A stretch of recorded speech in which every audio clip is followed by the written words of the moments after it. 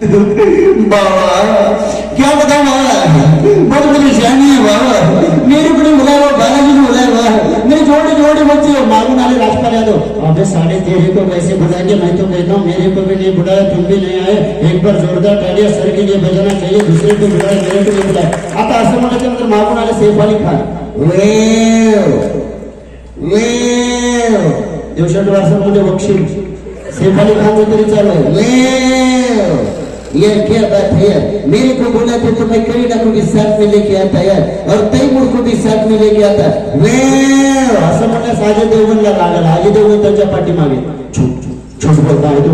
तेरी करीना गोरी हो सकती है तो मेरी काजल की गाली हो सकती है लेकिन ये बाजीराव सिंह है मेरी जरूरत है भाई। इसलिए मेरे बाजू रहता भाई मेरे साथ कोई आया ना है कोई आया ना है मतलब अंदर कोई मिले मतलब ऋतिक रोशन आले आयला आयला भाई मैं भी मेरे पास जादू है आयला मैं भी आऊंगा मेरे भी साथ में लो आयला मैं भी आऊंगा। असं म्हटल्यानंतर सिनियर आर्टिस्ट नसरुद्दीन शाह काय म्हणाले। सिनियर आर्टिस्ट नसरुद्दीन शाह त्यांची स्टाईल वेगळी।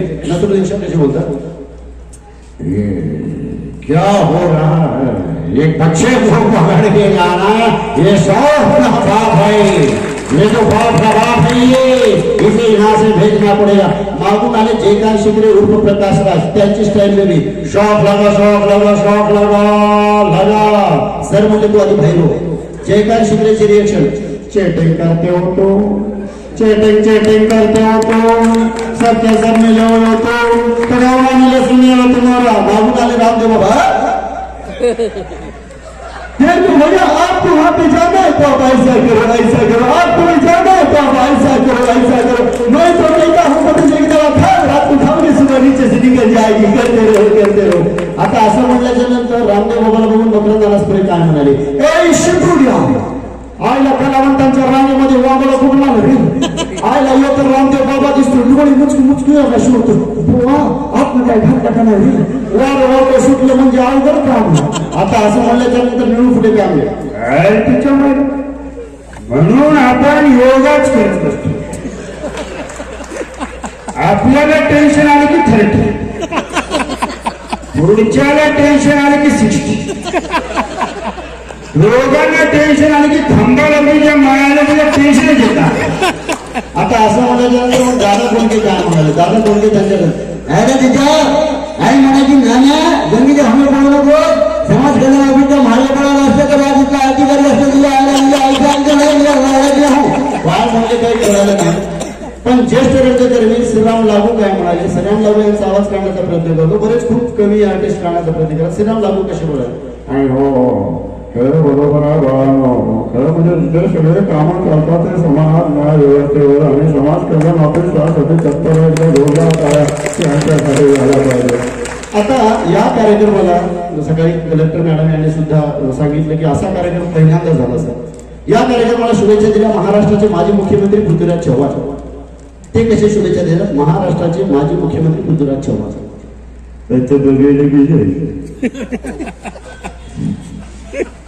तर खरी अर्थाने जशी आमची महाविकास आघाडी झाली होती त्याच्यामध्ये आम्ही होतो की नाही हा भाग वेगळा आहे। पण इथे मात्र विद्यार्थी आहेत मुख्याध्यापक आहेत आणि समाज कल्याण ऑफिस आहे। इथे मात्र महाविकास आघाडी झालेली एका गोंधळ काळे यांच्यासाठी झालं पाहिजे या निकषात। आता असं म्हणायच्या नंतर अजितदादा पवार काय म्हणाले आता त्याला म्हणावं अरे बाबा कार्यक्रम कशाचा आहे तुझे कशाला पद्धतीचं नव्हतं। खऱ्या अर्थाने जर विद्यार्थ्यांचा विकास करायचा असेल तर शिक्षक चांगला असला पाहिजे आणि शिक्षकांना जर एकत्र बांधायचं असेल तर त्याला मुख्याध्यापक चांगला असला पाहिजे। आता संस्थेवर बोलणार नाही कारण माझ्या दोनच्या संस्था जास्त काकाने सांगितलं आपल्यावर कधी बोलायचं नसतं म्हणून आता काका म्हणाले म्हणून इथं आलो। आता काका काय म्हणाले शरद पवार काका संस्थेचा विषयीकरणाचा नेमकं संस्था सकाळी गेल्या कुठे रात्री आल्या कुठे हा विषय वेगळा पण सगळे ठिकाणी आलं। खरं तर कलावंताला आणि वक्त्याला वेळेची मर्यादा असते। घडीकडे बघितलं पाहिजे आमच्या पक्षाचं चिन्ह घडी त्याच्यामुळे घडीनुसार आम्ही चालत असतो म्हणून आपण सगळ्यांनी वेळ पाहायला पाहिजे मी या मताचा। आता असं म्हटल्याच्या नंतर या कार्यक्रमाला शुभेच्छा दिल्या स्वर्गीय विलासरावजी देशमुख साहेबांनी। ते कशा पद्धतीने दिले त्यांच्या आठवणीनं उजाळले आज त्या कार्यक्रमाला आणि आम्हाला माहिती आहे लातूरचा शैक्षणिक पॅटर्न त्याच्या खाद्यामध्ये आहे ते इथले मुख्याध्यापक आहे.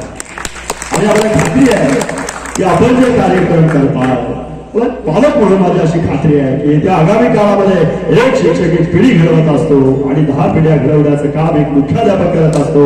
आणि या सगळ्याला बांधण्याचं काम सामाजिक कार्यालय करत असं एकदा जोरदार टाळ्या आपण स्वतःसाठी वाजवाव्या आणि त्याच जीवनात त्या तयारीने आपण कामाला लागावं. अपेक्षा व्यक्त करतो मी थांबतो. धन्यवाद धन्यवाद धन्यवाद. यानंतर नाना पाटेकरचा नरसम्राट तो डायलॉग नाही घेणार. सरांनी जर सांगितलं की क्रांतीवीर मधला, पण नरसम्राट चित्रपट किती जणांनी बघितला? जवळजवळ बघितला असेल.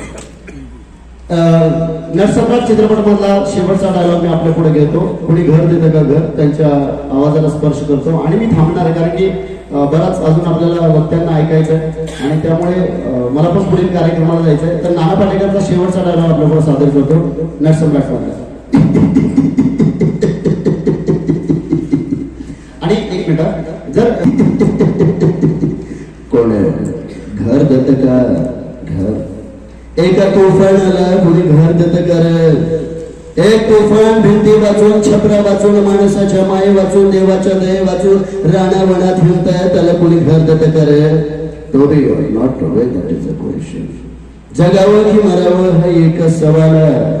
या दुनियाच्या उजेड्यावर खरकट्या पत्रावळीचा तुकडा होऊन जगावा बेशर्म लाचार आनंदानं, की फेकून द्यावं या देहाचे लक्तर त्यात बुडालेल्या जाणीवेच्या यातल्या समृद्धीच्या काळ्याच्या डोहामध्ये, आणि करावा शेवट सर्वांचाच, माझा तुझा याचा आणि त्याचा सुद्धा.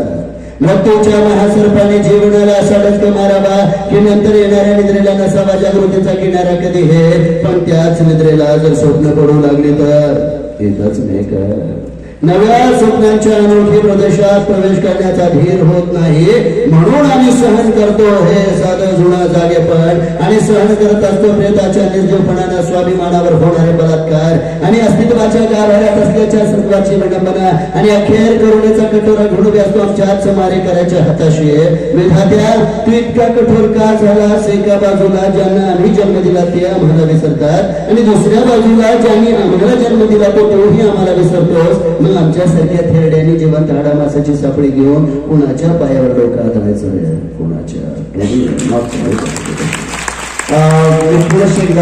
मी समाज कल्याण ऑफिसचे खूप खूप आभार व्यक्त करतो, आणि देवशेखर सरांनी मला या ठिकाणी बोलवलं त्यांचेही आभार व्यक्त करतो. बोलण्यासारखं बरंच काही आमच्याही क्षेत्रावरती आहे. पुढच्या वर्षी तुम्ही शालेय जीवन आणि सांस्कृतिक क्षेत्र याचं सेशन ठेवलं तर आणखी चांगलं होईल, की चित्रपट कसा पाहावा आणि त्याचं अनुकरण आपल्या आयुष्यामध्ये कसं करावं, कुठले चित्रपट शालेय